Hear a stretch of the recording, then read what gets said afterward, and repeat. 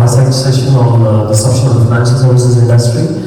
I'm Anuj Sharma. I'm the Chief Operations Officer working with India Mortgage Guarantee Corporation, having over 16 years experience in risk underwriting, both on secured as well as on the unsecured side. Very, very passionate about process automation, technology advancements. That's what I've been trying to do back in India. Hi everyone, I'm Ning. I'm the CEO and founder of SGP Foods. SGP Foods is a resource efficiency technology company that develops proprietary technology and processes to combat problems in climate change and food security. Just as a fun fact, SGP is the United Nations country code for Singapore. I'm from Singapore. Thanks, Greg. Okay, so why do we need financial, why there's a disruption required in the financial services industry? Is it because of COVID, or it was supposed to happen without COVID as well? It's just that COVID accelerated the disruption in the industry. So the situation today is either you disrupt or you get disrupted. So let's start a session. In my view, financial services disruption would lead to innovation, in terms of improvement of efficiency, which will be in the market extension and which will help in getting the market share and eventually lead to financial inclusion. So with this financial inclusion, Beck, my fellow speaker, is doing some wonderful work on the financial inclusion side, which will eventually get converted to the customers for all of us, maybe for the loans segment or for the insurance industry. So Beck, thoughts on this financial inclusion? Thank you very much, Anuj.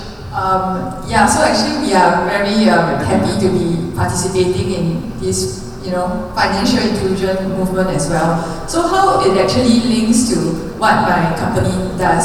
So if you would notice recently for the financial industry, it's being greeted by a green wave and the digital wave. So when we talk about the green wave, I believe it's a topic that is newer to everyone because recently you would have, for example, read more about ESG, which is environmental, social, and governance. And I believe a lot of you might be wondering, so what is it all about and how can I be part of it?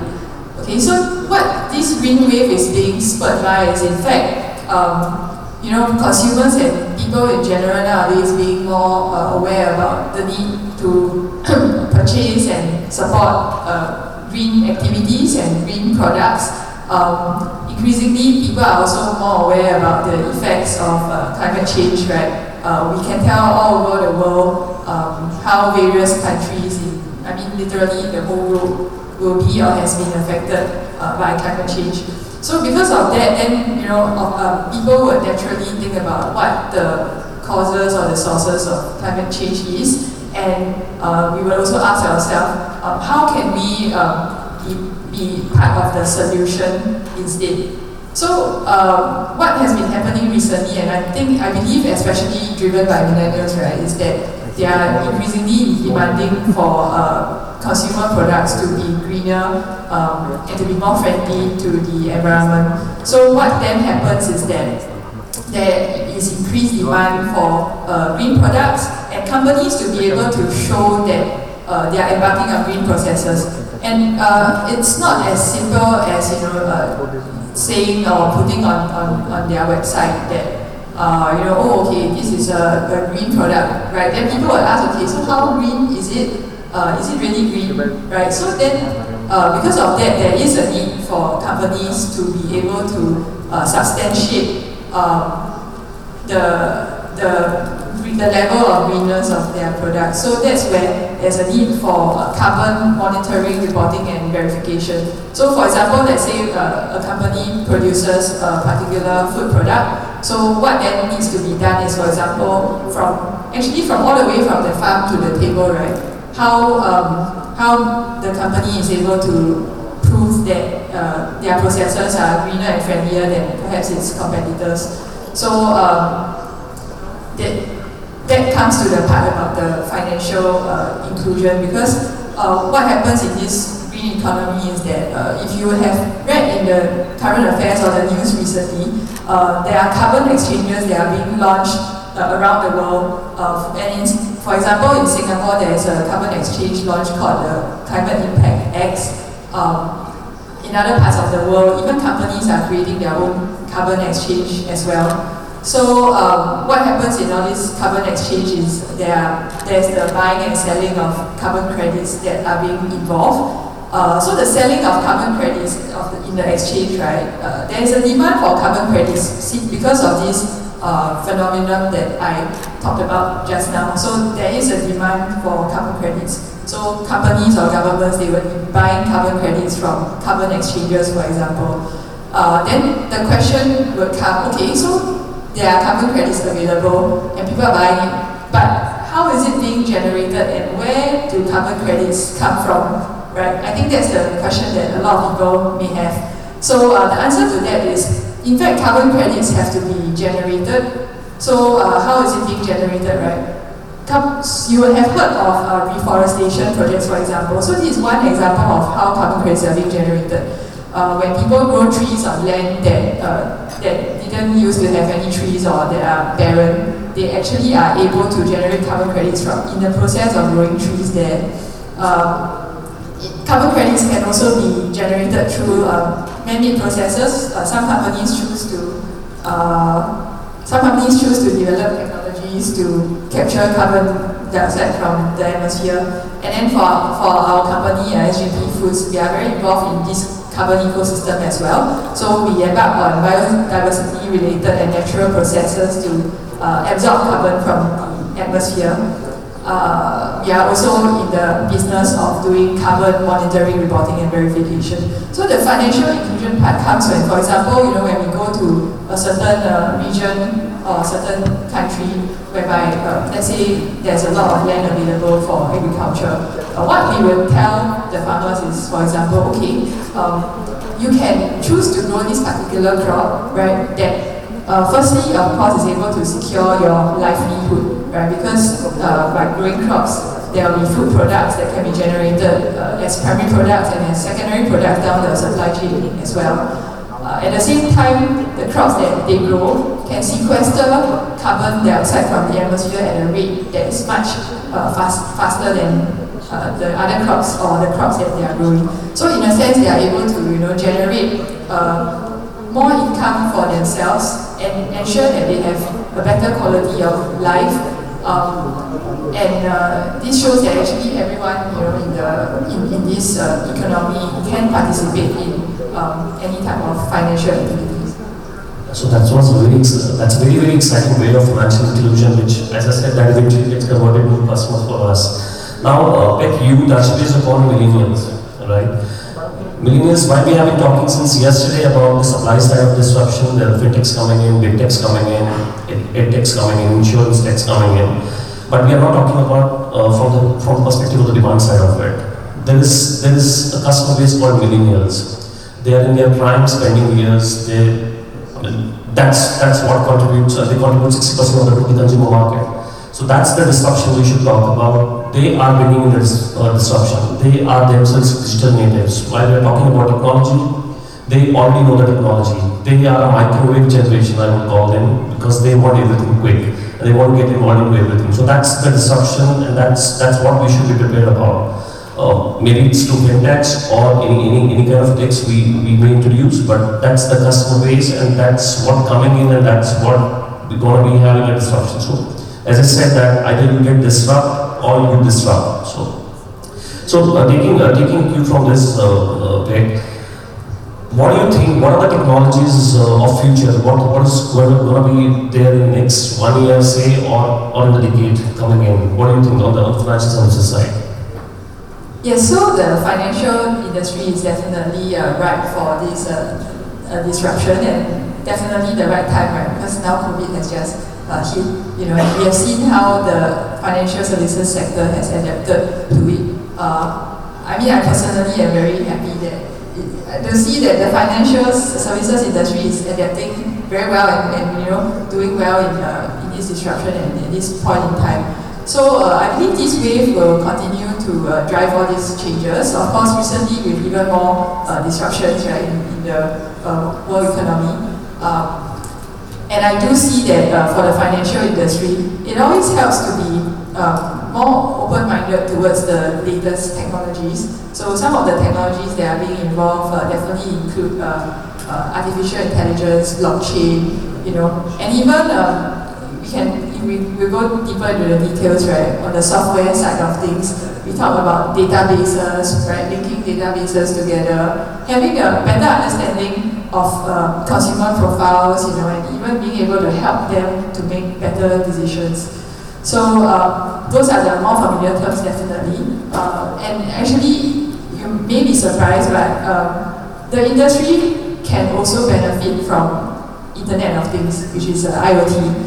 So how does that actually come into play? So the good thing about IoT is that it's able to transmit actual events and happening into electronic data, digital data. So what happens is it's able to help in various processes that require quantification, monitoring, reporting, verification, right? Especially when we talk about physical processes, things that you can observe physically. That's when IoT can really help to track and verify changes, of course, together with blockchain and AI and data analytics. So I think, something new to the industry. Yeah, thanks. So in my view, I could list out a few of the technologies which will be breakthrough in the next decade. As for me, one is the digital currencies, which our fellow speaker spoke about yesterday. The other is the peer-to-peer lending, which is still gaining traction. The lenders are still not aware about that, while it is still in an unorganized segment, but that's going to take up. The other part is the blockchain. While the whole excitement around the cryptos have died down now, people are realizing the actual worth of blockchain technology.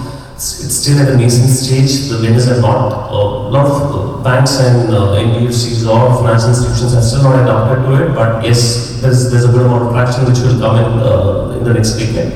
And the other is I just read an article which was about robo-advisors. Now, the technology is still not there in Asia, but it is being used in a limited manner in Europe, wherein you don't need a wealth advisor. With the application of machine learning technology, you can code the system, and then the system will advise you how to invest and where to invest. So that's what I see coming in the future.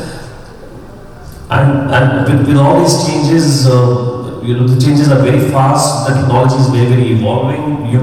The long term has become the short term now. There's no long term, because after 2 years the technology will again change. So it has to be the agility and openness to adapt to the changes and openness to adapt the market. That's what gonna prove the actual treatment to the disruption.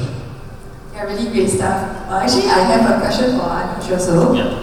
So far, how have you observed that technologies have really helped to improve businesses? Perhaps you can share some observations with us. But there's a clear-cut efficiency improvement, as I said, efficiency and productivity improvement. So, for example, we introduced a change back in India. There was this job, or there was this task which, at a point of time, 100 people used to do. It was right in the entire chain of things. So let's talk about the number of applications processing. So there was one person used to process 100 applications. Now with the introduction of technology and with the IDP process coming in, we are trying to implement IDP, which is intelligent document processing. A part of it has been implemented. So what we have seen the benefit is that one person was able to process 100 applications with this IDP process. That same person is able to process 250 to 300 applications. So that's the amount of efficiency increment, and that's the delta in the efficiency you see. So that's amazing. So you will always find ways to engage your workforce, but at the same time, you need to create a balance of introduction of the technology at the right point, at the right time, so that you can gain out the maximum efficiency benefits out of that.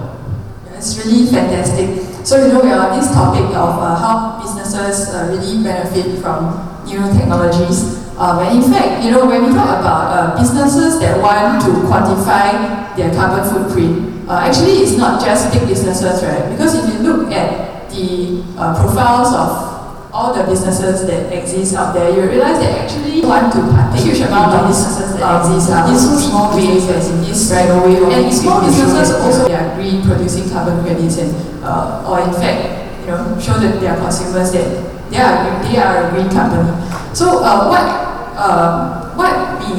what we would also like to do, as a company is also to include small companies in this picture, right? Because when we talk about the carbon exchanges that currently exist out there, a lot of them do target the bigger businesses, but we want it to be accessible to any type of business. So this is one of the goals of our company as well.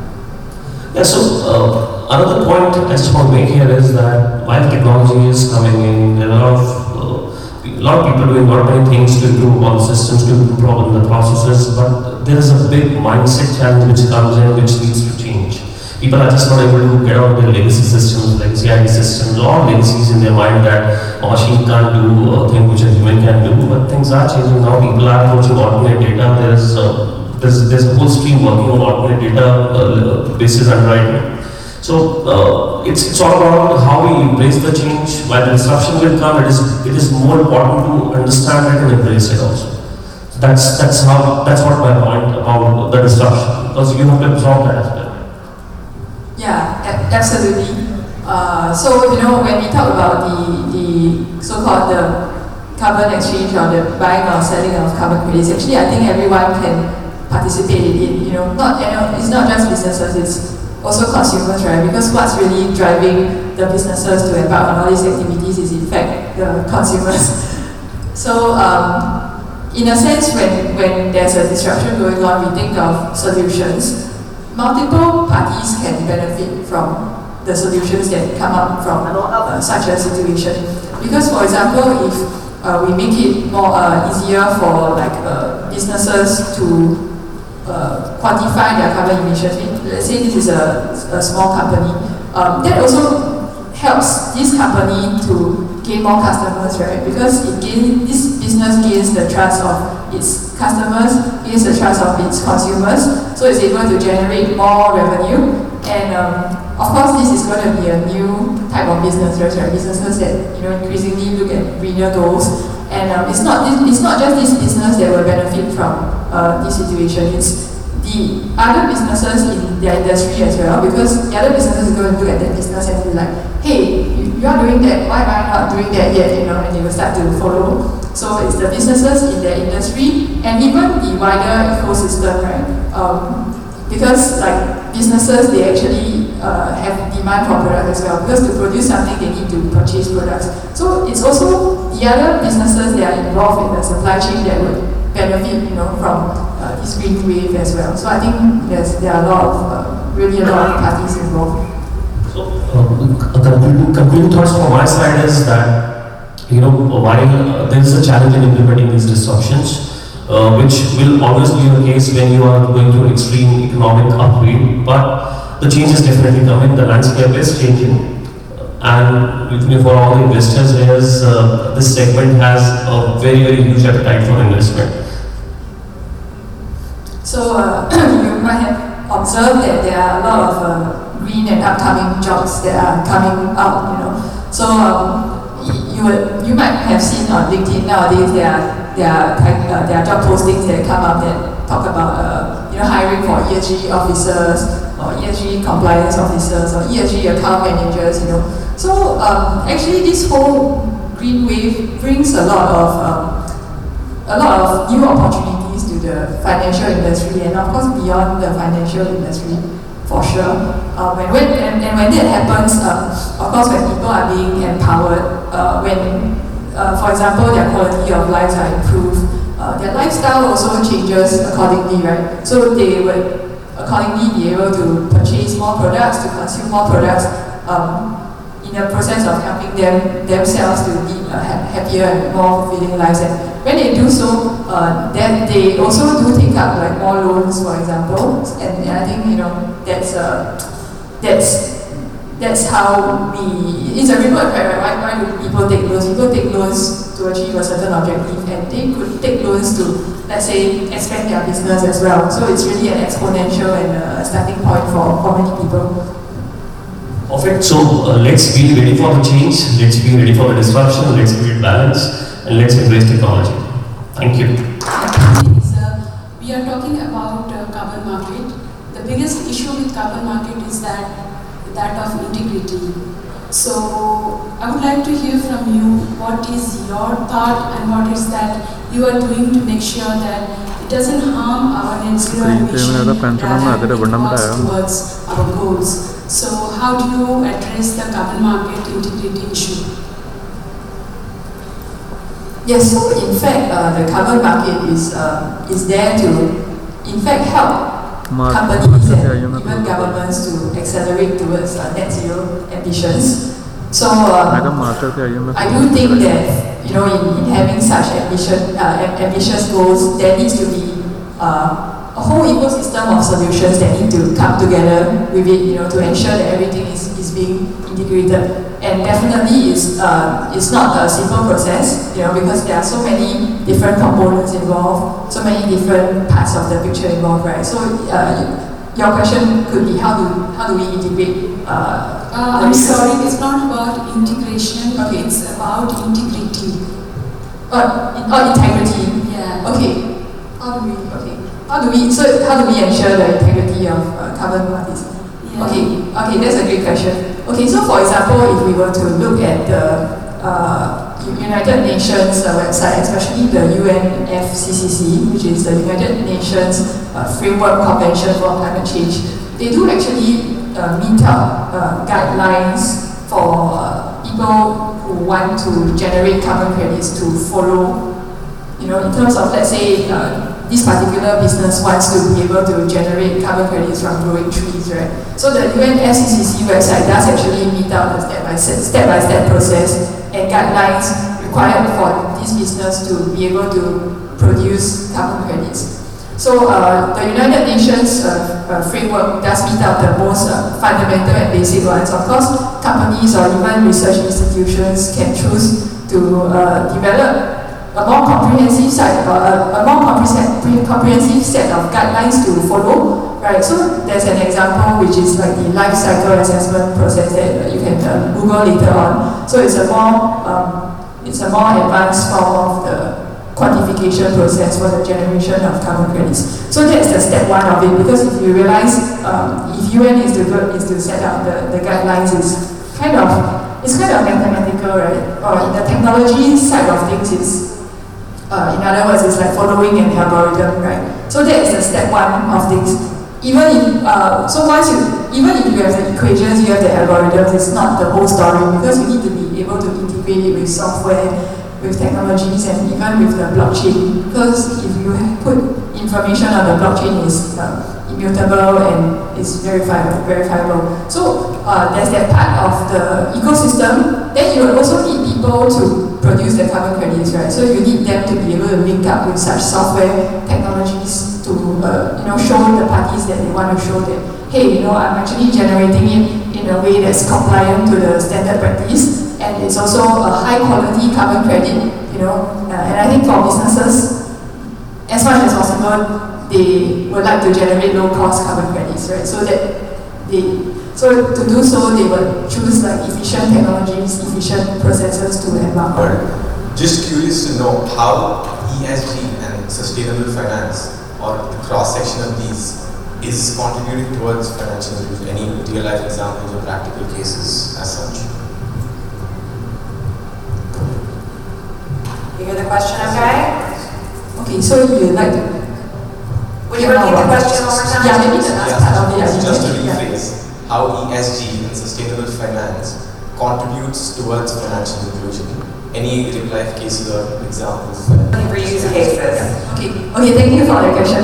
Yeah, so I can give you an example of that. So like my business, SGP Foods, we are actually developing a franchise model, to uplift the lives of people around the world. So like for example, previously maybe farmers, perhaps they have been growing maybe corn or maybe cotton, so they might ask themselves. I mean, they might be exposed to what we are offering, for example. So we say that, okay, if you grow this particular crop, you are able to receive a yield that's way higher than your crop that you have been growing, and also be able to derive a revenue stream that's higher than before. At the same time, this process also contributes in a good way to the environment, because based on the way you are growing it and the solutions that we provide, we are able to help your process to generate carbon credits. So what it means is, from their process of growing crops on the ground, we are also able to sequester and absorb carbon from the atmosphere. And as you know, carbon causes climate change. So the farmers are also participating in this movement, generating more income for themselves. And I think that's part of an example of financial inclusion taking place. And yeah, just to give you a perspective from the mortgages side of it, the governments, for example, the Indian government is pushing green housing now, okay, and that's the next step of sustainable financing. So developers are getting sustainable. Government is pushing for sustainable financing, green housing, green initiatives, so that you can help the climate as well as you say upon certain carbon footprints as well. I mean, you don't leave the carbon footprints. So that's also the side on which the governments are working in terms of sustainable finance.